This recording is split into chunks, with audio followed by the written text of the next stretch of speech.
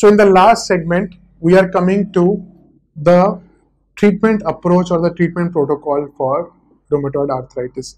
So I have taken European League Against Rheumatism 2019 guidelines, which are the latest guidelines available for approach and starting of the various DMARDs for the management of RA. So once the clinical diagnosis of RA is confirmed and patient has no contraindication to methotrexate, start methotrexate. This has to be your step number 1. It is the most important DMARD, and you can combine with short-term glucocorticoid. Like I spoke earlier also, try to use it for minimum dose, for minimum duration to avoid any adverse effects.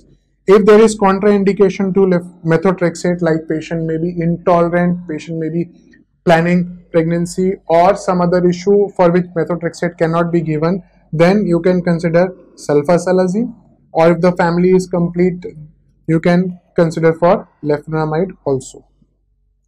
Now, the patient is either on methotrexate or on these DMARDs.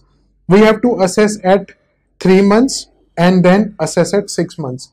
Don't be in a hurry that starting methotrexate and steroids within 1 week or 2 weeks patient has to become normal. Rheumatoid arthritis is a chronic disease. There is synovial inflammation going on. Whatever therapy we are going to give will take time. No need to jump to different modalities in short time.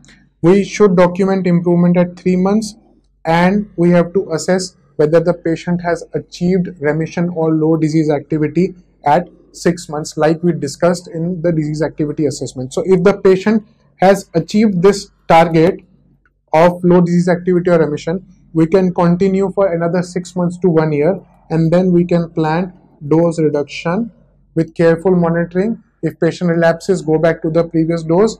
If patient is in remission, you can continue to taper. Steroids have to be taken off earlier, and then slowly other corticosynthetic DMARDs can be tapered.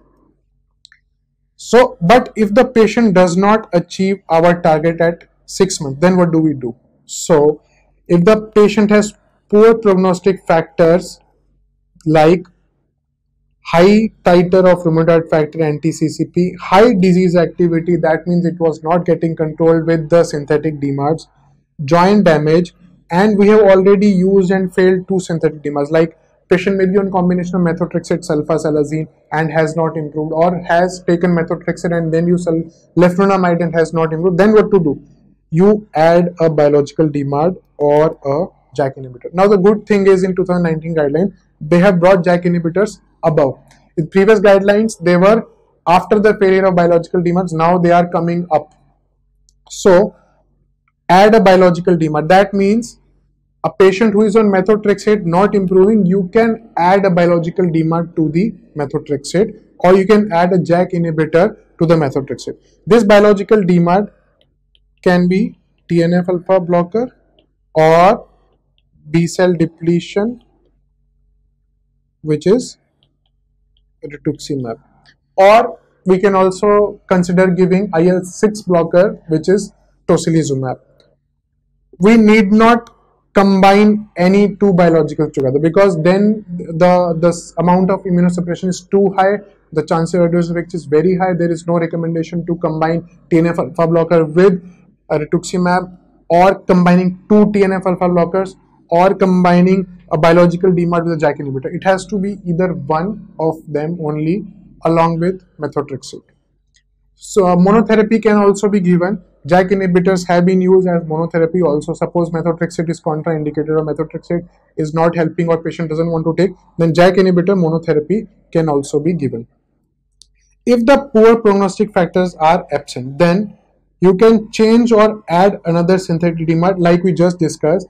If a patient is on methotrexate, not much improved, you can consider adding leflunomide or sulfasalazine, and then see. Affordability issues also can be there in taking biological DMARDs or JAK inhibitors, because these are expensive. If patient doesn't want to take them, then you can try with combination of methotrexate with leflunomide or sulfasalazine. Some patients, very rarely we have seen, we have given all the 3 together along with HCQ also, along with hydroxychloroquine also. But if the patient does not improve even then with this, then what do we do?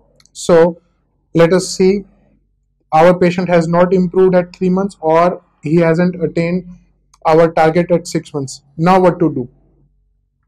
So come here, change the biological DMARD or a JAK inhibitor from a different or the same class. So suppose in TNF alpha inhibitor you had used infliximab and patient failed. So what do? You try adalimumab now. Or suppose you gave patient rituximab, which is B cell depletion therapy, and patient failed. So now you can give him infliximab or adalimumab now.